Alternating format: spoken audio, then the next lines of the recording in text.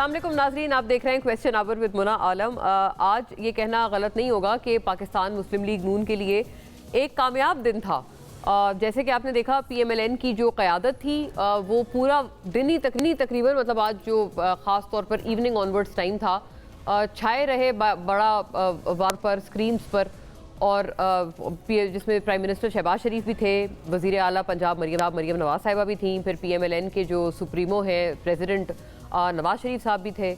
और मरी में एक बड़ी अजीम व शान किस्म की ये बैठक थी जिसमें कश्मीर में आगे लाए अमल क्या होगा उस हवाले से कई ऐलानात हुए। लेकिन बताया ये जा रहा है कि ये सिर्फ यहाँ तक महदूद नहीं है, बल्कि मैं ज़ाहिर नाम किसी का नहीं लेती, लेकिन PMLN के कई इम्पोर्टेंट मेंबरान जो कि शायद अभी आने वाले दिनों में उनको काबीना में भी एंट्री मिल सकती है, वो भी बताया जाता है कि मियाँ नवाज़ शरीफ साहब जो हैं वो नवाज़ शरीफ साहब उनसे मुलाकातें करेंगे। अभी भी वो एज वी स्पीक मरी में मौजूद हैं और वो कई अपने लोगों से, अपने पार्टी के इम्पोर्टेंट अरकान से मुलाकातें वगैरह कर रहे हैं। और उसका मकसद यही होगा कि आने वाले दिनों में जो रद्द-ओ-बदल है या जो काबीना में चेंजेस की बात की जा रही थी उस हवाले से भी इज़हार ख्याल हो और एक गौर व खौज़ हो। असेस करेंगे मियाँ साहब, और मियाँ साहब एक बड़े कंट्रोल में नज़र आ रहे हैं। मतलब जो उनकी पंजाब में गोया जो वहाँ पर ख्वाह उनकी गवर्नमेंट है जो PMLN की, उसके हवाले से भी, वफाक में जो PMLN की गवर्नमेंट है उसके हवाले से भी, और सो मच हो कि जो कश्मीर में भी जो गवर्नमेंट अब बनने के हवाले से जो अब बात चल रही है उस बारे में भी नवाज शरीफ साहब seems to be in control. But where is People's Party, ये ज़रूरी सवाल है। पीपल्स पार्टी ने कहा बहुत कुछ और बहुत सारी शिकायत थी। अब कौमी असम्बली का इजलास भी जो है वो तलब कर लिया गया है। वो उस इजलास की शक्ल या उस इजलास का सेंटिमेंट क्या होगा ये भी हम लोग सोचने पर मजबूर हैं, क्योंकि पीपल्स पार्टी इस हद तक नाला थी कि ऐसा लग रहा था कि सिर्फ 1 इंच की दूरी पर है पीपल्स पार्टी अपोजिशन बेंचेस में जाकर बैठने को। लेकिन अब खासी एक खामोशी नज़र आ रही है और पीपल्स पार्टी की तरफ से जो तंदो तेज़ बयानात थे वो खासे रुक भी गए हैं। बताया ये जाता है कि कुछ हद तक ये सीज़ फायर भी है, बट पॉलिटिकली स्पीकिंग ये पीपल्स पार्टी को ये पूरी जो चीज़ है कि इतने एक टॉल किस्म के क्लेम्स होने के बाद, इतने सख्त बयानात PMLN की क़यादत के हवाले से देने के बाद, अगर पीपल्स पार्टी यकदम खामोश हो गई है, जो हम राब्ते वगैरह भी कर रहे हैं, बहुत ज़्यादा पीपल्स पार्टी के लोग जो हैं वो मीडिया पर आकर फोर्थ कमिंग नहीं है। मैं बड़ी ऑनेस्टली बता रही हूँ कि वो आकर कोई इजहार ख्याल करें और अपनी पार्टी की तरफ से अब बताएं कि अब वो उनकी मज़ीद जो शिकायत थी जो कि वो करते रहे हैं पिछले इतने हफ्तों से, अब उनका स्टेटस क्या है, अब वो मज़ीद उनको उन शिकायत के अजाले के लिए पीपल्स पार्टी की क्या तवक्कुआत हैं। खासी खामोशी है, ये मैं बड़ी ऑनेस्ट बात कर रही हूँ पीपल्स पार्टी के बिहाफ से भी।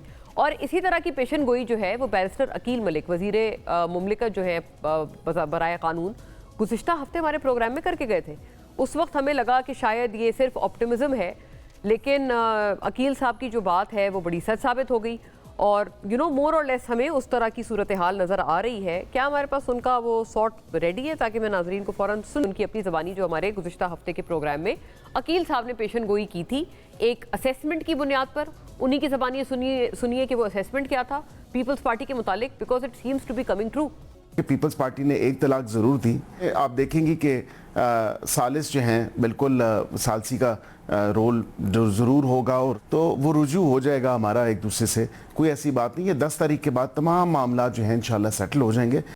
10 तारीख के बाद मामला सेटल हो जाएंगे और PMLN ये समझ रही थी कि ये सारा कुछ सिर्फ एक इलेक्शनियरिंग के लिए पीपल्स पार्टी जो है वो PMLN के साथ जो ये मतलब इस हद तक जो इख्तलाफात हैं वो इसलिए आगे बढ़ा रही थी।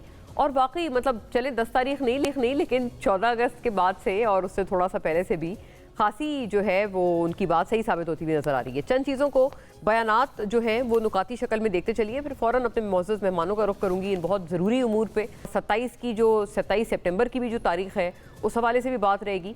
आज़ाद कश्मीर इंतखाबात, पीपल्स पार्टी और नून लीग क्या हतमी सीज़ फायर हो गया है, ये प्राइमरीली हमारा सवाल है। मरी में मुस्लिम लीग नून की आला क़यादत का अहम इजलास, आज़ाद कश्मीर में हुकूमत साजी से मुताल्लिक़ अहम फैसले, वज़ीर आज़म के इंतखाब का इख्तियार सदर मुस्लिम लीग नून मियाँ नवाज शरीफ को दे दिया गया। ज़राए के मुताबिक शाह गुलाम कादिर और तारिक फारूक समेत 3 नाम शॉर्टलिस्ट है। आज़ाद कश्मीर में पीपल्स पार्टी की हुकूमत थी, अवाम ने नून लीग पर एतमाद का इजहार किया। पीपल्स पार्टी से तवक्को नहीं थी कि इस तरह के बयानात दिए जाएंगे। आज़ाद कश्मीर के अवाम पंजाब की तरक्की की तरफ देख रहे हैं, सदर मुस्लिम लीग नून नवाज शरीफ। आज़ाद कश्मीर इंतखाबात में मुस्लिम लीग नून को वाज़ेह बरतरी हासिल है। मखसूस नशस्तें मिलने के बाद कल नशस्तों की तादाद 30 हो जाएगी। अगले हफ्ते आज़ाद कश्मीर कानून साज असम्बली का इजलास बुलाया जाएगा। स्पीकर और वज़ीर आज़म आज़ाद कश्मीर का इंतखाब भी मुकम्मल कर लिया जाएगा। डॉक्टर तारिक फजल चौधरी कौमी असम्बली और सेनेट का इजलास 17 अगस्त को तलब कर लिया गया। ये तासुर दुरुस्त नहीं कि पीपल्स पार्टी से इख्तलाफात इजलास बुलाने में रुकावट है। डॉक्टर तारिक फजल चौधरी 27 सितंबर की लॉन्ग मार्च की तारीख में मैं की क़यादत मैं खुद करूँगा और 20 लाख से ज़ायद अफराद इस्लामाबाद लाएंगे। ये दावा है वज़ीर आला पख्तूनख्वा सुहेल आफरीदी का। किसी भी एहतजाजी जमात की फजूल डिमांड से हमें कोई फ़र्क नहीं पड़ता। किसी को कानून हाथ में लेने की या सड़कें बंद करने की इजाज़त नहीं दी जाएगी। वज़ीर इत्तलात पंजाब अज़मा बुखारी।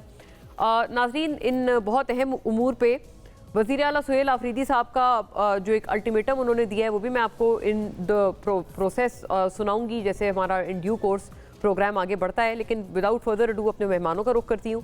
राना आतिफ साहब नाज़रीन पाकिस्तान तहरीक इंसाफ से हमारे साथ तशरीफ़ फरमाए, मेंबर कौमी असम्बली हैं आप और तमाम इन ज़रूरी उमूर पे PTI का पर्सपेक्टिव हमारे साथ रखेंगे। बहुत वेलकम आपको। हुज़ैफ़ा रहमान साहब नाज़रीन पाकिस्तान मुस्लिम लीग नून से हमें ज्वाइन करते हैं, मुआविन खुसूसी हैं आप वज़ीर आज़म के और PMLN को रिप्रेजेंट करेंगे पूरे इन तमाम मुद्दों पे। आपको भी खुश आमदीद। शर्मिला फारूकी साहिबा नाज़रीन मेंबर कौमी असम्बली पीपल्स पार्टी से, स्टॉलवर्ट हैं अपनी जमात की, तमाम तर बहस में पीपल्स पार्टी के नैरेटिव के साथ हमसे जुड़ती हैं। आपको भी बहुत वेलकम। और शर्मिला साहिबा, अगर आपसे हम बात का आगाज़ करें, ये बताएं कि वो सब क्या हुआ? ये तो बहुत टॉल क्लेम्स, बहुत सारी शिकायत और फिर अचानक से काफ़ी खामोशी पीपल्स पार्टी की तरफ से। तो इसको आपके जो पॉलिटिकल आपके तमाम जो आपके वेल विशर्स हैं या आपके सपोर्टर्स हैं वो आपकी इस तर्ज को किस तरह से रीड करें? शर्मिला साहिबा को मेरा ख्याल है मेरी आवाज़ नहीं पहुंची है। ओके, राना साहब आप कोई इजहार ख्याल करना चाहेंगे? ये 27 सितंबर वाली डेडलाइन भी है और साथ साथ ये कि अब आप कैसे रीड करते हैं कि आगे आने वाला जो ये कौमी असम्बली का इजलास होने वाला है ये क्या होगा? मतलब पीपल्स पार्टी क्या ये इख्तलाफात आप समझते हैं कि वो पार्लियामेंट में भी इनको खुला खुला बयान करेंगे या फिर आप वाकई समझते हैं कि सीज फायर हो गया इन दोनों के दरमियान? जी, थैंक यू वेरी मच। देखें, ये तो मैं बारहा ये बात कह चुका हूँ कि ये जो है ना, ये एक फिल्म है। ये दोनों जमातें जो है ना, इनका तो कोई नजरिया नहीं है। क्या इनका नजरिया? इनकी लड़ाई किस बात पे होनी थी बताया ना मुझे। वो समरी भी साइन कर दी। वो एक जैसे मूवीज में नहीं होता, आप हॉलीवुड की मूवीज देखें तो वो होता है कि बड़ा इंटेंस सीन होता है। वो जैसे ही डायरेक्टर कहता है कि लाइट कैमरा एक्शन, तो वो एक शूटिंग शुरू हो जाती है। जैसे ही वो कट कहता है तो वो फिर सारे नॉर्मल हो जाते हैं, अपनी अपनी सीटों में जाके बैठ जाते हैं। तो इनका भी वही है। देखें, ये सियासत जो है ना, सियासत इन दो जमातों ने इस मुल्क में एक मजाक बना दिया हुआ है। स्पेशली नून लीग ने तो देखे ना आपने, एक क्लासिक है कि उसने कहा है कि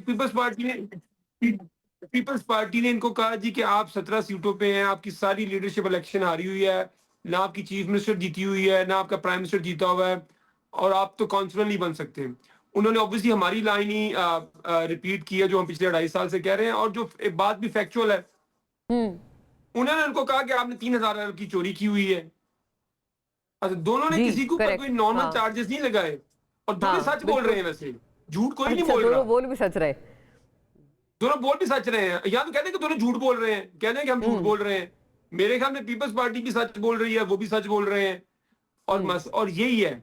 देखें, अब इनका मुझे बात बताएं कि इनकी लड़ाई किस चीज पे हो सकती है, मुझे बताएं ना। 2.5 साल तो पीपल्स पार्टी इनके साथ बैठी रही है। पीपल्स पार्टी ने अपना सदर बनवा लिया, चेयरमैन सेनेट बनवा लिया, अपने गवर्नर बनवा लिए। 2.5 साल बाद जाके पीपल्स पार्टी को याद आया। इसी वजह से पीपल्स पार्टी का आज पाकिस्तान में कोई वोट नहीं है, क्योंकि ऐसी बातें करने की वजह से। और इसी वजह से नून लीग आज इस हालत में पहुंच गई कि इनकी 17 सीटें हो गई हैं। देखिए आप, ये नॉर्मल चार्जेस नहीं थे, ये क्रिमिनल चार्जेस थे एक दूसरे के ऊपर। देखिए ना, किसी और मुल्क में मुझे बताएं, एक कोalition हो, वो एक कोalition पार्टनर दूसरे कोalition पार्टनर को कहा कि तुम तो सारा इलेक्शन ही आ रहे हो। मुझे आप बात बताएं, जिस मुल्क में कोई आधी जमहूरियत भी हो, वहां पे क्या मीडिया क्या करता है इसके ऊपर? वहां पे तो अखबारों के अंदर लोगों ने कहना था कि आप इस कोalition से बाहर निकले और आप लोग इनको अकाउंटेबल करते कि आप कैसे इनके साथ 2.5 साल बैठे। लेकिन मैं अभी राना साहब एक बात कहती हूँ, मेरा एक अर्ज है कि वो फिर मैं जब सवाल करूंगी उनसे, वो पलट के फिर ये भी तो कंटेस्ट कर सकते हैं PTI से कि आप लोग भी तो कई मतलब इल्ज़ामात लगाते थे ना एक दूसरे के हवाले से, फिर आप इत्तेहाद कर लेते थे। जैसे चौधरी परवेज़ इलाही के हवाले से वो सबसे बड़े डाकू वाला बयान था खान साहब का, शेख रशीद साहब के बारे में भी कोई इसी तरह के सिमिलर बयानात थे, फिर उनसे इल्हाक हुआ। तो जब वो पीपल्स पार्टी वाले आपके मुतालिक ऐसी मिसालें देंगे तो फिर हम क्या करें, फिर हम उनको क्या जवाब दें? नहीं बड़ी, ये तो कोई एग्जांपल मैं आपको बता देता हूँ। देखिए शेख रशीद एक पार्टी, उन्होंने हमारी पार्टी जो उनकी एक पार्टी, शेख रशीद ने कभी पाकिस्तान में हुकूमत नहीं की।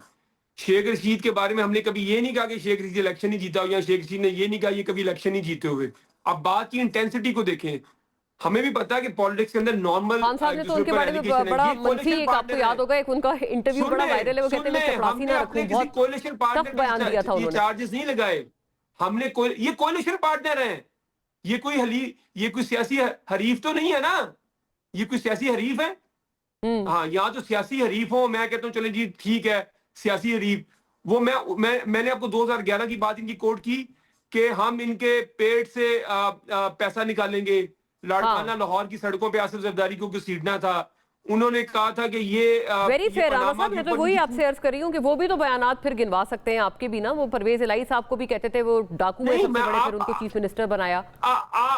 आप बुनियादी नुक्ते मिस कर गई हैं। मैं जो कह रहा हूँ कि ये इस टाइम हलीफ हैं, ये कोalition पार्टनर है जिस टाइम की तो ये भी तो statement आपके है। मैंने कोalition आपको थे ना, ये आपके चीफ मिनिस्टर थे, शेख रशीद भी आपके कोalition पार्टनर थे, मतलब ये यहाँ पर भी तो एनालॉजी है ना। एक स्टेटमेंट है 2004 की, और फिर आप 2024 में आप उसकी वो चीफ मिनिस्टर बने हैं, 20 साल बाद की। और मैं तो आपको हाजिर बात बता रहा हूँ, हमने परवेज इलाही को 2007 में, 8 में, 9 में, 10 में वोट नहीं डाला। मैंने आपको कहा कि इन्होंने इनको कातिल ली कहा था, फिर अपने डेप्टी प्राइम मिनिस्टर बना लिया था। आप हमारी एक छोटी सी एग्जांपल है, अगर आप दें तो वो बिल्कुल फेयर मिसालें हैं। मैं तो आपको बता रहा हूं, the point is very much there, और इसमें तो कोई अभाम नहीं है। बल्कि मैंने इब्तिदाई भी यही बात मैंने अर्ज की थी कि इतने टॉल क्लेम्स, इतने सख्त बयानात, और फिर उसके बाद एक उस पे से वापसी, तो ये करना मुश्किल हो जाता है बड़ा, that to right away Sharmila साहिबा। बल्कि हुज़ैफा साहब भी अब चूंकि हमारे साथ ऑन बोर्ड हैं, तो let me welcome him again. Huzaifa Rahman साहब, नाज़रीन, मुआविन खुसूसी वज़ीर आज़म के, रिप्रेजेंटिंग द PMLN, और बैकग्राउंड में माशाल्लाह कायदे आज़म की जो मैं ताखीर से आने की माफी चाहता हूँ, बड़ा बेअदब हूँ, सजा चाहता हूँ, कोई 2-4 मिनट की ताखीर हो गई जी। नहीं, अरे most welcome, never a problem. आप बहुत शुक्रिया, आपने वक्त निकाला। मैं तो आपकी बल्कि जो बैकग्राउंड है वो बहुत, मतलब एक इतने बड़े आइडियोलॉग का बैकग्राउंड है, तो इसलिए मैं कह रही थी आज आप लगता है नहीं, actually screen is all about visual, तो इसलिए हमें, अगर हम एक लाइव प्रोग्राम में आ रहे हैं तो अच्छे बैकग्राउंड, अच्छे फ्रेम के साथ आना चाहिए, फिर स्टूडियो जिंदाबाद भाई, तो इसमें हमारी जिम्मेदारी बनती है कि हम आपकी स्क्रीन का ख्याल रखें। जिंदाबाद जी। शर्मिला साहिबा, over to you. Quite much has been said, और मेरा इब्तिदाई सवाल, शायद आपने उस वक्त ऑडियो का कोई प्रॉब्लम था, कि इतने सारी शिकायत, फिर उसके बाद से भी देखा राना साहब कह रहे हैं कि ये बिल्कुल ऐसा था कि फिल्म में एक इंटेंस सा सीन हो, डायरेक्टर बोले एक्शन, फिर जब कट हो जाए तो सब नॉर्मलाइज हो जाए। और मैंने अपने इब्तिदाइये में बैरिस्टर अकील मलिक का भी वो शॉट सुनवाया, वो तो मुझे नजूमी लग रहे थे। उन्होंने भी यही कहा कि 10 अगस्त के बाद सब नॉर्मलाइज हो जाएगा। And hasn't this become quite true, क्योंकि खासी खामोशी है पीपल्स पार्टी की तरफ से पिछले 2-3 रोज से। जी बहुत शुक्रिया मोना। आई डोंट नो ये तासुर क्यों आ रहा है कि जी बिल्कुल खामोशी हो गई है और सारे मामला तय हो गए, ऐसा तो हरगिज़ भी नहीं है। हाँ, इलेक्शन ख़त्म हो गए, अपने अख्ताम को पहुँचे। आज LA-15 जो हमारी जीती हुई सीट थी, उसमें जो हमारी कंप्लेंट्स थी उसको एंटरटेन नहीं किया इलेक्शन कमीशन ने, लेकिन जो PMLN की कंप्लेंट्स थी उसके नतीजे में आज 10 पोलिंग स्टेशन पे दोबारा गिनती हुई। और मज़े की बात यह है कि 177 वोट हमें ज़्यादा मिले उस रीपोलिंग के अंदर, और अल्हम्दुलिल्लाह वो सीट हम जीते। बात यह है कि मज़े की बात यह है कि ज़ाहिरी बात है, क्योंकि इलेक्शन ख़त्म हो गए हैं और जलसे जुलूस तो हो नहीं रहे हैं, और अब एक ऐसा मरहला शुरू हुआ है जहाँ पर हमारा जो एक इश्तराक है PMLN के साथ, उसके ऊपर हमें दोबारा से गौर करना पड़ेगा। कौमी असम्बली का इजलास मंडे से है, और उसमें ज़ाहिरी बात है पीपल्स पार्टी अपना लाएमल तय करेगी। राना साहब ने जो कहा या जो बैरिस्टर साहब ने कहा, उनके उसके ऊपर तो मैं कोई खातर खा तबसरा नहीं करूँगी, क्योंकि उन्होंने तो यही कहना है। हम अगर पार्लियामान में ना बैठे ना मोना, तो इनका कोरम भी पूरा नहीं होता। कानून साजी पास करना तो बहुत दूर की बात है। ऐसी अब इशू क्या है? इशू ये है कि देखिए, ये जिस तरीके से धांधली की गई और जिस तरीके से ब्लेटेंट तरीके से पहले तो प्री पोल रिगिंग हुई, फिर पोल डे पे रिगिंग हुई, फिर जिस तरीके से बोरियां भर भर के इनके कैंडिडेट के बैलेट पेपर्स निकले, तो इसके ऊपर तो मामला इस नहज पे पहुंच गए कि आपने सुनी जो गुफ्तगू हमारी होती थी, प्रेस कॉन्फ्रेंस उधर से आती थी, फिर एक इधर से आती थी, उधर से आती, तो जवाब तो हमने भरपूर तरीके से दिया। और बिलावल भुट्टो जरदारी साहब ने बिल्कुल ये बात की और उसके ऊपर वो इस वक्त भी वहीं खड़े हैं जहां उन्होंने कहा था कि हुकूमत की उल्टी गिनती शुरू हो गई है। इंटरेस्टिंग। अब देखना आगे ये है कि PMLN का आगे का रवैया किस तरीके से होता है और पीपल्स पार्टी अब किन किन फैसलों के ऊपर अमल करना शुरू करती है, क्योंकि तहफ़्फ़ुज़ात तो हमें पहले से भी थे, हमारा कोई आइडियल वर्किंग रिलेशनशिप तो इनके साथ था नहीं। हम ये नहीं कह रहे कि हम हुकूमत से हम जो सपोर्ट है उसको हटा रहे हैं, लेकिन बहुत सारे ऐसे मामला जहाँ पर पीपल्स पार्टी इनको सपोर्ट करती थी, जैसे कानून साजी में सपोर्ट करती थी या कोरम पूरा करने के अंदर सपोर्ट करती थी, तो वो अब सपोर्ट इनके पास नहीं है। और बिग स्टेटमेंट। और ये ज़राए से तहरीरी मुआहदा रहा है। हाँ जी, ये ज़राए से मैं सिर्फ इतना अर्ज कर रही हूँ, ये ज़राए से पिछले 2 रोज़ पहले खबर चल रही थी कि पीपल्स पार्टी अब इनको उस तरह से कानून साजी में PMLN को सपोर्ट नहीं करेगी, बावजूद ट्रेजरी बेंचेस पे बैठने के, और अब आपने उसको एक तरह से कंफर्म कर दिया है। तो ये एक नया समझे एक चैलेंज है जिसके लिए PMLN को आप समझती हैं तैयार होना चाहिए और क्या कहते हैं वो कुर्सी की पेटी बांध लेनी चाहिए। बिल्कुल बांध लेनी चाहिए जी, और खुदा करे कि वो हमारे बगैर भी कोरम पूरा कर पाएँ। हमने पिछले 2-2.5 सालों में तो नहीं देखा कि ऐसे कभी भी हो सका हो। और कानून साजी के अंदर भी अगर पीपल्स पार्टी राज़ी ना हो और पीपल्स पार्टी ना चाहे तो इनकी कोई कानून पास नहीं हो सकते। क्या वो कहते हैं हुज़ैफा साहब, परवाज़ जो है वो इस वक्त टर्बुलेंट हो रही है, तो आप कुर्सी की पेटी बांध लें, ये कंफर्मेशन दी है और ये बहुत बड़ी खबर है शर्मिला फारूकी साहिबा से जो हमें मौसूल हुई है। आप बिल्कुल भूल जाएं जो आपको सपोर्ट मिलता था, आप तो कोरम जो है वो पूरा नहीं कर पाएंगे, तो आप कानून साजी फिर आप लोगों ने क्या ही करनी है।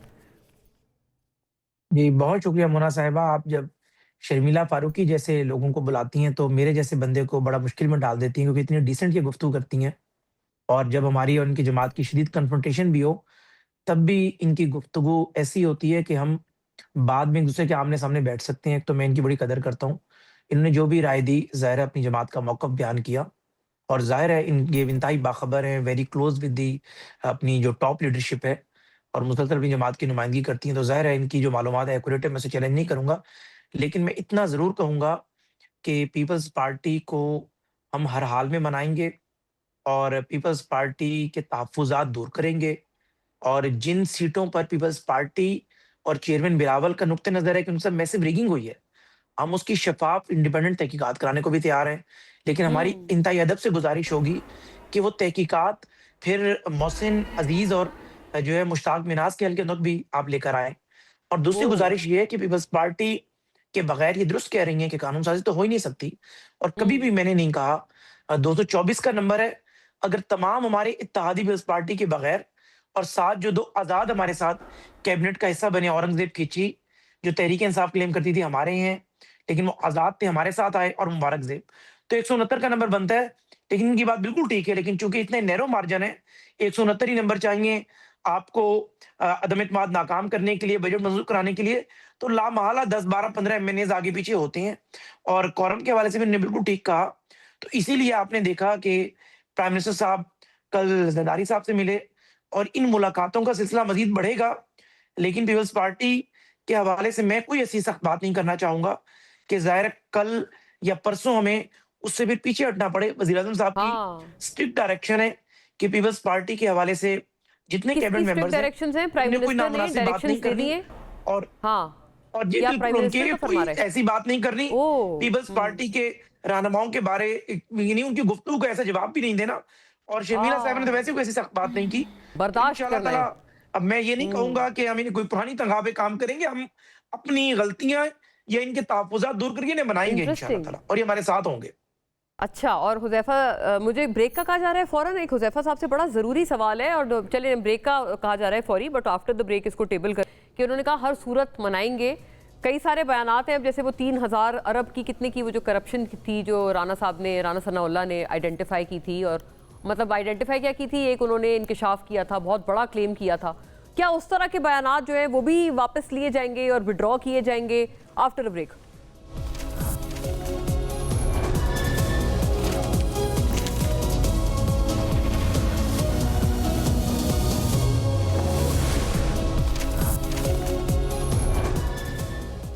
वेलकम बैक नाजरीन। मैंने तो वैसे हुज़ैफा साहब से एक अलग सवाल जो है वो ब्रेक से इस पार के लिए रखा था, जैसे मैंने ब्रेक पे जाने से पहले भी आपसे अर्ज़ किया था कि कुछ स्टेटमेंट्स क्या विड्रॉ किए जाएंगे, जो बहुत तल्ख स्टेटमेंट्स दिए गए। लेकिन अब सवाल हमें बदलना पड़ेगा। क्यों बदलना पड़ेगा? बिकॉज वज़ीर आला मरीम नवाज़ साहिबा के ये ताज़ा तरीन बयानात आए हैं, और हुज़ैफा साहब ये आपके लिए पेश खिदमत है। अफसोस है कि हम पर धांधली, ये मरी से उनके बयानात हैं, अफसोस है कि हम पर धांधली के इल्ज़ामात लगाए गए। वज़ीर आला पंजाब मरीम नवाज़, पीपल्स पार्टी 17 साल में अच्छी सड़क नहीं बना सकी, इसलिए सड़कों का वादा नहीं किया। सफाई का वादा भी इसलिए नहीं किया क्योंकि इनके अपने सूबे में कचरे के ढेर हैं। वज़ीर आला पंजाब, पीपल्स पार्टी गिलगित बल्तिस्तान में कामयाब हुई तो धांधली का इल्ज़ाम नहीं लगाया वज़ीर आला पंजाब, और आज़ाद कश्मीर में जब शिकस्त हुई तब जाकर पीपल्स पार्टी को धांधली का इल्ज़ाम याद आया। तो ये जो आपने फरमाया था कि सख्त बयान नहीं देने पीपल्स पार्टी के हवाले से, तो ये वज़ीर आला फिर मरीम नवाज़ साहिबा तो बिल्कुल एक अलग एक उसमें नज़र आ रही हैं फॉर्म में। देखिए मुना, गुजारिश ये है कि जो वज़ीर आला साहिबा ने बातें की हैं, ये तो वही बातें हैं, रेपिटिशन है। पहले भी ये बातें मुझ समेत कई रहनुमाओं ने की, और ज़ाहिर है इलेक्शन कैंपेन के दौरान भी ये गुफ्तगू हुई। मैं समझता हूँ कि ये गुफ्तगू भी अब 2 तरह की बातें होती हैं। एक आपने अपनी कारकर्दगी की बात करनी होती है, पीपल्स पार्टी हम पर तनकीद करती है, तो मैं अक्सर ये कहता हूँ कि पीपल्स पार्टी अगर हुकूमत पे तनकीद नहीं करेगी, तो किस पर तनकीद करेगी? इत्तेहादी ज़रूर है, लेकिन उनकी अपनी सियासत है, हमारी अपनी सियासत है। मरीम नवाज़ साहिबा पीएमएलएन की सीनियर वाइस प्रेज़िडेंट, मियाँ नवाज़ शरीफ साहब की बेटी, शहबाज साहब की भतीजी के अलावा वज़ीर आला पंजाब भी हैं। उन्होंने अपना ज़रा एक नैरेटिव बयान करना है, अपना कंपैरिज़न सिंध के साथ करना है। लेकिन इसका हरगिज़ ये मतलब नहीं है कि उन्होंने अगर कोई ऐसी बात कर दी है, तो शायद जो वैसे मैंने बात हुज़ैफा साहब, मैं की एक वो निगेट हो गई है, या हम इसको आगे लेके नहीं चलेंगे। मैं पीपल्स आपसे पार्टी एक जी। बड़ी एक गुजारिश है कि ये तो बिलावल साहब की बात भी मुझे याद आ गई। वो भी तो यही कहते थे ना कि ये लाहौर और इस्लामाबाद का मसला है।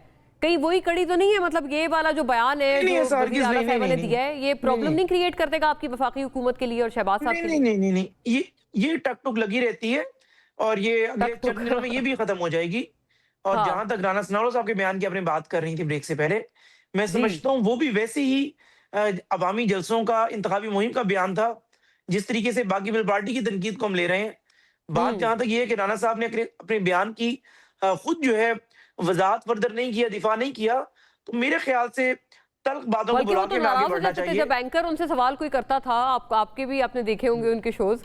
हम बड़े हैरान होते थे कि अपने बयान पे वो कहते थे नहीं अवाम बताएगी, लेकिन उसको मजीद एलैबोरेट नहीं करते थे। नहीं, वो इसी देखिए, बात ये है कि मैं इस चीज़ का कायल हूँ कि नबी की एक हदीस है जिसका मफ़हूम है, जब 2 फरीक आपस में सुलह कर रहे हैं और राज़ी हो रहे हैं, तो तल्ख बातों को रिपीट नहीं करना चाहिए। तो मैं आपसे भी गुज़ारिश करूँगा, तल्ख बातों को रिपीट ना करें। वाह, पीपल्स हम तो पार्टी नहीं को कर रहे, हमें ये तो मनाने दें, और इंशाअल्लाह आप ताला मरी से बयानात आ रहे हैं। मुल्क की बेहतरी के लिए और ज़ाहिर है सिस्टम की मज़बूती के लिए, मुआशी stability directly linked with the political stability, तो ये एक बिल्कुल। हकीकत नाकाबिले तरदीद है। मैं यानी पीपल्स पार्टी का बड़ा क्रिटिक हूँ, हमेशा इन पे तनकीद करता हूँ, लेकिन पीपल्स पार्टी और पीएमएलएन का इत्तेहाद वक्त की ज़रूरत है, और मुल्क के जो मुआशी वो सिस्टम आगे चलेगा। जो बाकी इत्तेहाद तनकीदें है। रहें, लेकिन चूंकि हम हुकूमत में हैं, हुकूमत की हाँ जिम्मेदारी, मैं फेडरल गवर्नमेंट की बात कर रहा हूँ, हमारी जरा जिम्मेदारी बढ़ जाती है। पीपल्स पार्टी अगर 2-4 तनकीदें कर भी देगी, मेरी बहन शर्मिला भी अगर सख्त बात कर देंगी, तो मैं कोशिश हाँ करूंगा कि उसे वेल लेफ्ट करूँ, इग्नोर करूं, ताकि ये इग्नोर तलखी करें। कहीं ना कहीं खत्म हो जाए, बजाय कि तनकीद दर तनकीद, ये शिकवा करेंगी, मैं जवाबी शिकवा करूंगा, तो वो मेरे ख्याल हाँ से बात आगे चलती रहेगी। बताएं, वही सिलसिला हो गया कि मीडिया को भी वो हम बिल्कुल हदीस मुबारक की रोशनी में बता रहे हैं, हमें बता हुज़ैफा साहब के नहीं, हम तो गुजारिश जब कर रहे हैं आपसे, आप बहन दो हैं, फरीक आप जब तो हमेशा मुझ पर सुलह कर रहे जर्नलिज्म हो। करती हैं, आप हाँ तो हमेशा मुझ पर जर्नलिज्म करती हैं, और कभी मैंने नहीं आपको देखा कि आप, लेकिन मैंने तो वैसे ही बात कही, क्योंकि बात जी आगे जी नहीं बढ़ानी नहीं, थी, मैं तो बड़ा आपका हमली शो एक बिल्कुल घंटे का है, एक्सेप्टेड, मैं इसमें आपकी कोई बात बात बड़ी तो करनी मैंने है ना। जी जी जी, नहीं मैंने बड़ा पॉजिटिवली कहा है, बल्कि मैं तो उसको एक उस पे कह रही थी कि आपने कहा मैं कि वैसे सुलह आपकी कर रहे कदर हैं। करता हूँ, आप हमेशा पॉजिटिव ही रहती हैं, तो इसलिए मैंने आपके हवाले से कोई ऐसी बात दिल में है भी नहीं वेरी वेल मैसेज में। टेकन, बिल्कुल रेसिप्रोकेटेड। बताएं भाई राना साहब, थैंक यू। मुल्क की ज़रूरत है इस वक्त ये इत्तेहाद, और आपको पता है मईशत, आप तो मईशत बड़ा अच्छा समझते हैं, आप मईशत पे बहुत वेल रेड भी हैं, बल्कि नवाज शरीफ साहब को आपको हम सुनाते हैं। चलें, नवाज शरीफ साहब ने जो बताया कि आप लोगों ने जो मईशत का हाल किया, अब वो कहते हैं वो लगेगा ऐसे इम्प्रूव करने में। प्लीज़ उनकी अपनी ज़बानी राना साहब ये इसका जवाब फरमाइएगा। मैं वज़ीर आज़म था तो डॉलर 100 रुपए का था, 104 रुपए का। 3-4 साल जब मैं रहा हूँ, 1 रुपया भी डॉलर ने वहाँ पे नहीं बढ़ सका पाकिस्तान में। 104 पे ही छोड़ के आया मैं, उसके बाद फिर डॉलर आप देख ले कहाँ से कहाँ चला गया। दूसरी हुकूमत के ज़माने में पाकिस्तान को जो हाल उस ज़माने में हुआ है, मैंने अपनी आंखों से कभी ऐसा हाल पाकिस्तान का नहीं देखा। जी राना साहब। अच्छा जी, मैं वन बाय वन जवाब देता हूँ। ये भी हुज़ैफा साहब कह रहे थे कि हमारी बातों को ज्यादा, जो इन्होंने बयानात एक दूसरे के बारे में दिए, इसको संजीदा ना लिया जाए। सारी बात है, ये जो लोग मैंने संजीदा का लफ्ज इनको ऐड कोई ही भी नहीं किया। संजीदा नहीं लेता, इनको मैंने आवाम कहा भी सियासी संजीदा नहीं बात थी, लेते। संजीदा की तो बात ही नहीं की मैंने। संजीदा की नहीं की राना साहब, वही कितना आपकी बात संजीदा तो लफ्ज यार, मैंने इस्तेमाल भी सियासी नहीं किया बात कहीं क्या पर। मतलब होती है यार? एक सेकंड खामोशी, या बात सुनिए आप पूरी बात सुनिए आप ये इनकी बात कोई भी सीरियस नहीं लेता। आप जैसी मर्जी स्टेटमेंट दे, सब लोगों को इनकी असलियत पता है। दूसरा, मियां नवाज शरीफ साहब ने जो बात की कि मैं 100 रुपए पर डॉलर छोड़ के गया था, और डॉलर बाद में इन्होंने कहा कि 150 से ऊपर हो गया। तो मियां साहब को मैं बता दूं, लगता है मियां साहब पिछले 3-4 साल से लगता है टीवी नहीं देख रहे और अखबार नहीं पढ़ रहे, उनको पता नहीं कि मुल्क की हालत क्या हो गई है। जब 18 अगस्त 2018 को इमरान खान ने हलफ उठाया, तो तब डॉलर की कीमत, अभी आप गूगल करें, आप 131 रुपए थी। 9 अप्रैल 131, 2022 को जब इमरान खान ने इक़्तिदार छोड़ा, तो तब डॉलर की कीमत 173-74 रुपए थी। इसका मतलब है कि टोटल 44 रुपए का इजाफा हुआ 4 साल के अंदर। मियां साहब भूल गए कि उसके बाद 1 साल नूनी की हुकूमत वफाक में रही उनके जाने के बाद, और 1 साल उनकी हुकूमत पंजाब में भी रही। अनस मियां साहब का मतलब है कि हुकूमत नूनी की वही हुकूमत है जिसमें मियां नवाज शरीफ वजीर आजम है, अदरवाइज वो कोई हुकूमत नहीं है। और आज मैं आपको चैलेंज करता हूँ आपके प्रोग्राम में, ये 3 साल बाद ये भी शहबाज शरीफ का ये वाला टेन्योर इसको भी डिसोन कर देंगे। ये कहेंगे वो तो मियां साहब की हुकूमत ही नहीं थी, वो तो शहबाज शरीफ की हुकूमत थी। हाँ, उसके बाद नून लीग की हुकूमत आखिरी साल 11 बिलियन डॉलर इन्होंने डॉलर को आर्टिफिशियली स्टेबलाइज रखने के लिए मार्केट के अंदर झोंका था, जिसकी वजह से पाकिस्तान का करंट अकाउंट डेफिसिट 20 अरब डॉलर पे चला गया था, जो कि पाकिस्तान की तहरीक का रिकॉर्ड था। उससे पहले जब ये आए थे तो People's Party, despite their shortcomings, People's Party इनको जो करंट अकाउंट डेफिसिट 2013 में देके गई थी वो 2.5 बिलियन डॉलर था। इन्होंने 2.5 बिलियन डॉलर से 20 बिलियन डॉलर कर दिया, जो कि 8 गुना इजाफा था। पाकिस्तान में कभी भी एक हुकूमत से दूसरी हुकूमत तक 8 गुना करंट अकाउंट डेफिसिट में इजाफा नहीं हुआ। आगे आ जाए, इन्होंने 3 साल के अंदर डॉलर 175 से 285 कर दिया। ये पाकिस्तान के अंदर हाईएस्ट इंक्रीमेंट है डॉलर की रुपये की डिवैल्यूएशन के अंदर, जो कि इनकी हुकूमत ने किया। उसके बाद 150 रुपए का पेट्रोल हम छोड़ के गए थे, ये आज 350 से ऊपर है। ये भी हाईएस्ट इंक्रीमेंट है पाकिस्तान की तहरीक के अंदर। हम जो गुड्स की एक्सपोर्ट, लेकिन एक और भी तो स्टैट है वैसे राना साहब, वो कहते हैं कि करंट अकाउंट खसारा वो आप लोग छोड़ के गए थे, अब करंट अकाउंट जो सरप्लस है पूरे डेफिसिट को खत्म करके सरप्लस कर दिया गया। तो दे से कि ये अचीवमेंट इन सारी चीजों से ऊपर एक मैक्रो इकोनॉमिक का स्टैट है। मैं इसको आपको बिल्कुल ठीक है, इस टाइम बिल्कुल सही बात है कि करंट अकाउंट ठीक है। हाँ, मैं आपको इसका जवाब दूं। देखें, प्लीज, इस टाइम आपका जो ट्रेड डेफिसिट है वो पाकिस्तान की तहरीक का रिकॉर्ड है। जो ट्रेड डेफिसिट है इस साल का वो 40 बिलियन डॉलर है। अगर कोई 11 इंडिकेटर है ना, जैसे एक बंदे के अगर आप कोई डायग्नोज कराएं तो आपने देखना टोटल इंडिकेटर कितने खराब हैं। उसके बाद आपकी जो मईशत की जो ग्रोथ है वो 2.2% है पिछले 4 साल की एवरेज, जो कि पाकिस्तान की तहरीक की लोएस्ट एवरेज ग्रोथ है फॉर एनी 4 इयर्स। पाकिस्तान की तारीख में पहली दफा ऐसा हुआ कि पाकिस्तान की इकोनॉमी 4 कंसेक्टिव ईयर 4 साल का जीडीपी इकोनॉमिक ग्रोथ का नंबर तो एक साल भी अचीव नहीं कर आप सकी। कहते हैं कि ये सारे जो स्टैट्स हैं ये उस एक स्टैट के ऊपर ज्यादा भारी हैं, बट शर्मिला साहिबा ऑब्वियसली बात है, आपकी अनएम्प्लॉयमेंट तहरीक में सबसे हाईएस्ट है। आपकी जो पॉवर्टी है इस टाइम, आपकी जो चले आपने poverty और है, भी वो कई सारे highest स्टैट्स है गिनवा दिए हैं उसके इन कंट्रास्ट लास्ट में। 50 इयर्स। और जून का जो एफडीआई का नंबर है, जून के अंदर जो एफडीआई का आप नंबर है, शर्मिला साहिबा से वो जवाब आपको दे लें, हैरानगी मैं इसका होगी। जवाब वो सिर्फ- दूंगा। जी वो जी सिर्फ- जरूर जरूर। वो मैं सिर्फ- 55 साल भी वो गालिबन सिर्फ शायद इन्वेस्टमेंट्स जो हैं वो लो पे है, वो सिर्फ 14 मिलियन या 55। वो सिर्फ शर्मिला 14 मिलियन डॉलर है। और सिर्फ आखिरी बात, वो सिर्फ हाँ। 14 मिलियन डॉलर है। जी। हमारे दौर के अंदर जो पेट्रोलियम डेवलपमेंट लेवी थी वो 0 थी। हाँ जी, पिछले ये साल वो एंड में इन्होंने हो गई थी, 1570 लेकिन हाँ बहरहाल जब अरब थी रुपया भी इकट्ठा तभी इतनी किया। कभी भी नहीं थी। Right, very fair. ये पीडीएल हमने आखिरी साल सिर्फ 200 अरब रुपया इकट्ठा किया, जो कि डीजल के ऊपर था। पेट्रोल के ऊपर कोई पेट्रोलियम डेवलपमेंट लेवी नहीं थी।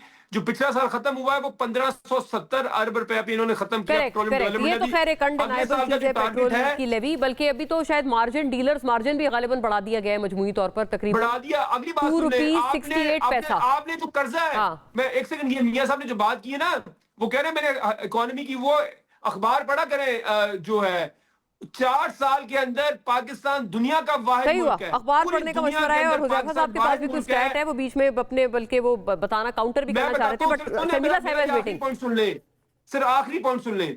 पाकिस्तान का कर्जा दुनिया के अंदर परसेंटेज टर्म में पाकिस्तान वाहिद मुल्क है जिसका कर्जा पिछले 4 साल में सबसे ज्यादा बढ़ा है। और पाकिस्तान की जो इकोनॉमिक ग्रोथ है वो नेपाल से भी नीचे है पिछले 4 साल की, पूरे साउथ एशिया के अंदर। शर्मिला साहिबा, राइट, काफी सारे आपने इंडिकेटर्स गिनवाए हैं, बट आप कैसे रीड करती हैं शर्मिला साहिबा के अभी हुजैफा साहब ने तो आपने देखा बड़े सब्र तहम्मुल से, उन्होंने कहा वो कड़वी बातें भी सुन लेंगे, सारा कुछ है, बट मरियम साहिबा की बात अभी मैंने आप सुनाई है, टिकर्स जो उनके जारी हो रहे हैं ताज़ा ताज़ा मरी से। फिर आपको नवाज शरीफ साहब ने भी सिमिलर बात आज बोली है, उन्होंने कहा है कि हम दुश्मनी नहीं करते, हम हुस्न सलूक करते हैं अपने मुखालफीन के साथ। और मतलब आपको उन्होंने कहा है कि आप तो मतलब एक दुश्मनी वाली रवश आपकी तरफ से दिखाई दी है। तो क्या मामला है, ये कोई तजाद है या व्हाट्स द इशू? मोना, देखिए हैरान कुन बात यह है कि हमने वज़ीर आज़म साहब की तरफ से हमने कोई बयान नहीं सुना है सच। और जिस तरीके से हुज़ैफा साहब ने कहा कि उन्हें वज़ीर आज़म साहब जो इनके मुख्तलिफ रहनुमा जाते हैं टीवी पे और हमसे इंटरेक्ट करते हैं, तो उनको तो धीमा हाथ रखने के लिए कहा है। अब इंडिविजुअली मैं तो किसी के बयान के ऊपर ज़्यादा तबसरा नहीं करूँगी, लेकिन इस बात पे ज़रूर मैं बात करना चाहूँगी कि देखिए हमने दुश्मनी की क्या बात है। इलेक्शन था, इलेक्शन में धांधली हुई, धांधली के शवायद हैं, इलेक्शन कमीशन के सामने वो मौजूद हैं, इलेक्शन कमीशन ने इसके ऊपर फैसला करना है। किस चीज़ की दुश्मनी है? हमारे आपस में कोई जायदादों का झगड़ा तो है नहीं। किसी ने अपनी बेटी नहीं दी हुई, किसी ने अपना बेटा नहीं लिया हुआ। हमने तो इलेक्शन लड़ाए, हम सियासी जमातें हैं, मुख्तलिफ एक एग्रीमेंट के तहत हम वफाक में साथ बैठे हुए हैं। और जब इलेक्शन होता है तो इलेक्शन है, और हम चाहते हैं कि इस मुल्क में साफ़ और शफाफ इलेक्शंस हों। साफ़ और शफाफ इलेक्शन नहीं होंगे तो बहैसियत एक जमहूरी सियासी जमात का जो इस मुल्क की आवाम को रिप्रेजेंट करती है, हमने तो शोर करना है ना, हमने तो आवाम के सामने वो शवाहिद रखने हैं ना, वो इश्यूज़ रखने हैं। क्योंकि मैंडेट सिर्फ पीपल्स पार्टी का चोरी नहीं हुआ, मैंडेट एजीके की आवाम का चोरी हुआ है। और वो वैली जो वैसे ही एक इश्तियाल अंगेज़ी के अंदर मुब्तला है, वहाँ कितने इश्यूज़ हैं, वहाँ कितनी अमवातें हुई हैं, वहाँ के कितने मसाइल हैं। और अगर आप फेक मैंडेट के साथ हुकूमत साजी करने जाएंगे वज़ीर आला तो क्या लोग पंजाब भी आपको कह रही है ना एक्सेप्ट कि ये आपको इसलिए याद आया बिकॉज आप हार गए। वो अंगूर खट्टे वाली मिसाल है, जब गिलगित में आप लोग जीते उन्होंने आपको वेलकम किया। मोना, आप मेरी बात लोग भी नहीं समझी। नहीं जी, आप तो इस तरीके से बात करिए कि गिलगित में कहा जी आप जीत जाओ, यहाँ हम जीत जाते, ऐसी बात नहीं। मैं कह रही हूँ गिलगित में हम इसलिए जीते क्योंकि गिलगित के अंदर हमें वोट मिले, और गिलगित के अंदर बतदरीज जो इलेक्शंस हुए थे वो कुछ ना कुछ साफ और शफाफ हुए। और वो भी इलेक्शन हमसे छीन लिया जाता अगर उस वक्त इनको बजट ना पास कराना होता।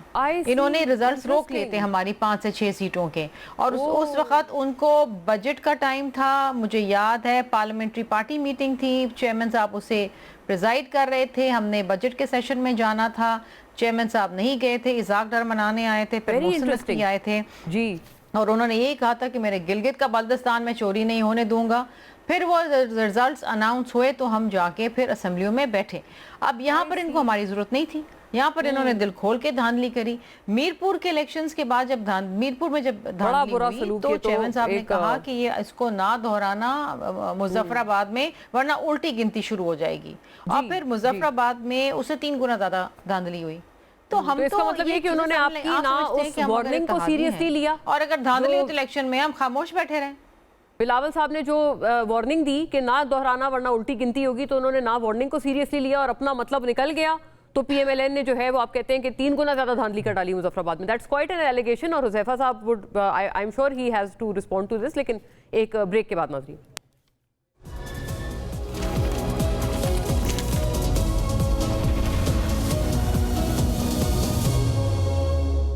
मुझे अफसोस है इस बात का कि उन्होंने धांधली के झूठे इल्जामात लगाए मुस्लिम लीग नून पर। वो जीत गए गिलगित बल्तिस्तान पे, वहाँ धांधली के इल्जामात नहीं लगे। जहाँ पे वो हारे वहाँ पर धांधली के इल्जामात लगे। सड़कों का वादा वो इसलिए नहीं कर सकते थे कि 17 साल से अपनी हुकूमत है, एक सड़क ऐसी नहीं है जिसपे स्मूथली गाड़ी चल सके, सड़कें टूटी हुई। सफाई के निज़ाम का वो वादा इसलिए नहीं कर सकते थे कि पूरा जो उनका सूबा जहां उनकी हुकूमत है वो गंद से अटा पड़ा है, गार्बेज के अंबार लगे।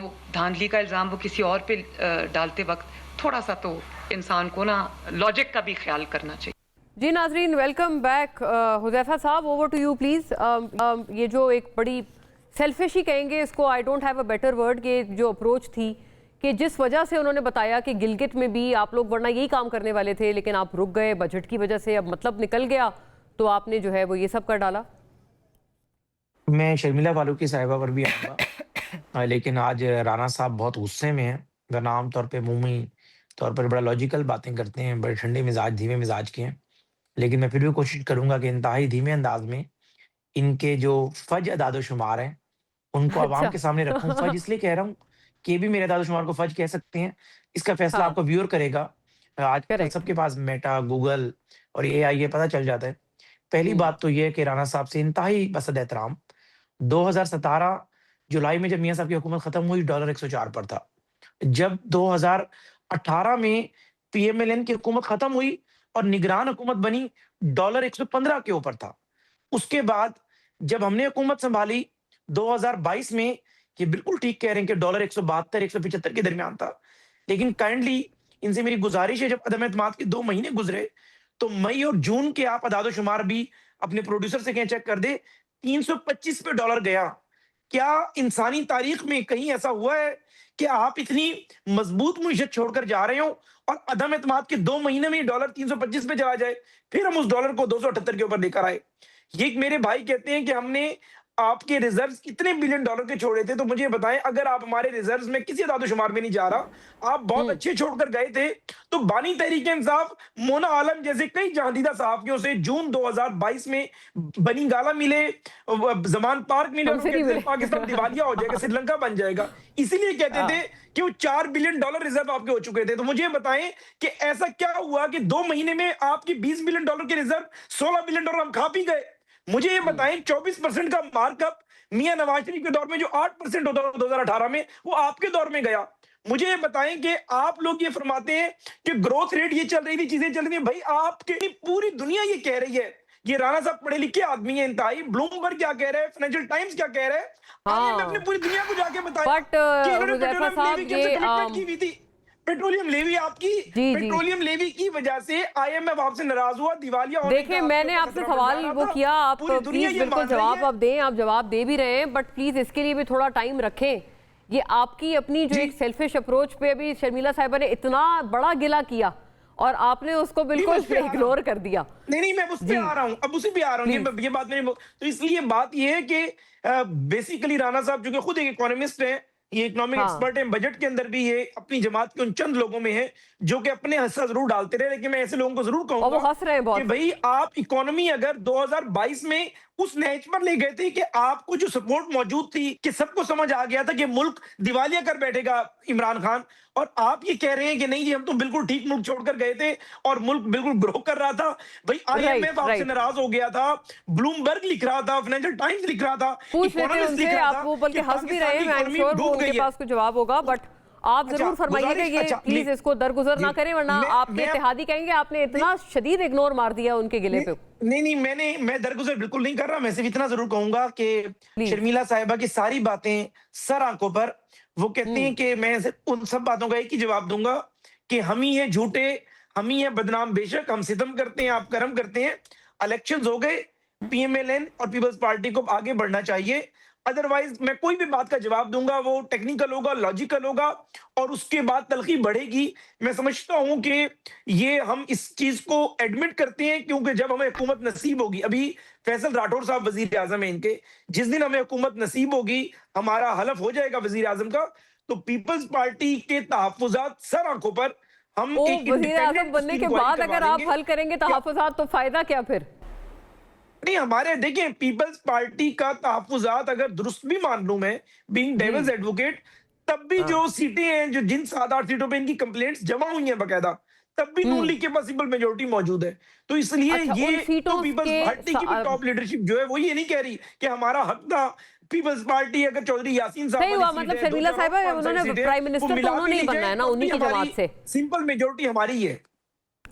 सही हुआ, यानी कि उनको सीटों से आपकी कोई फर्क नहीं पड़ेगा, तो चले उनकी गवर्नमेंट बनने दें, फिर मे भी शायद कोई वो कमीशन वगैरह बना दें आपके। नहीं, हम उसके देखिए इसमें दो बातें हैं। कल जरदारी साहब मौजूद थे, चेयरमैन बिलावल साहब भी मौजूद थे, मियां शहबाज शरीफ साहब बतौर वजीर आजम तशरीफ लेकर गए। तो बात है कि बहुत सारी चीजें डिस्कस हुई हैं। तो मैं समझता हूँ कि मुझे ये लगता है कि चेयरमैन बिलावल को जो कश्मीर की इनकी जो चैप्टर है, कुछ लोगों ने इस तरीके से ब्रीफ किया है कि उन्हें ये तासुर है कि शायद कोई मैसिव रिगिंग हो गई है। ऐसा नहीं है, ये फैक्चुअली गलत है, इनकरेक्ट है, उनको क्योंकि जो गलत लोग ब्रीफिंग भी दी गई समझते है। हैं वो बिल्कुल, मुझे अनफॉर्चुनेटली खत्म करने का कहा जा रहा है, लेकिन ये बहुत इंपॉर्टेंट बातें हैं, एक इकोनॉमिक बातें भी। चले राणा साहब, हैव अ सेंटेंस। जी सेंटेंस आपका। मैं बस एक बात कहना चाहूंगा कि पिछले 4-5 साल में सिर्फ 2 ही चीजों में फिनोमिनल इजाफा हुआ है। एक इलॉन मस्क की दौलत में, दूसरा नून लीग की सीटों में, जो 17 से 140 हो गई हैं। ये 2 ही लोगों ने तरक्की की है, नून लीग की सीटों ने और इलॉन मस्क की दौलत ने, बाकी तो कुछ नहीं हुआ।